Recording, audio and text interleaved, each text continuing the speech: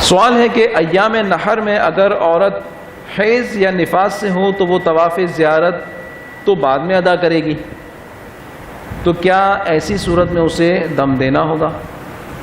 10، 11 اور 12ویں کی غروب آفتاب سے پہلے کا وقت کیا ہے؟ طواف الزیارہ کا، ایام نحر جس میں قربانی کی جا سکتی ہے۔ اگر اس مدت کے دوران عورت کے ایام مخصوصہ چل رہے ہیں، حیض کے دن ہے یا ولادت کا خون ہے، نفاس، تو ایسی صورت میں ظاہر ہے وہ باقی ارکان تو ادا کر سکتی ہے۔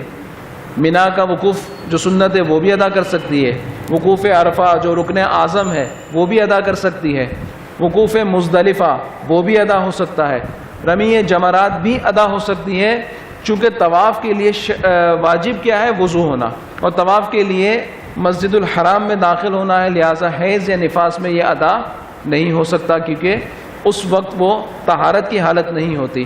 لہٰذا عورت کا اگر یہ معاملہ ہے کہ اس کے ایام مخصوصہ ہوں تو وہ 12ویں کے بعد اگر اپنے ایام مخصوصہ سے فارغ ہوتی ہے تو وہ بعد کو اپنا طواف زیارت ادا کر لے، اس کے اوپر دم لازم نہیں آئے گا۔ واللہ تعالی عالم۔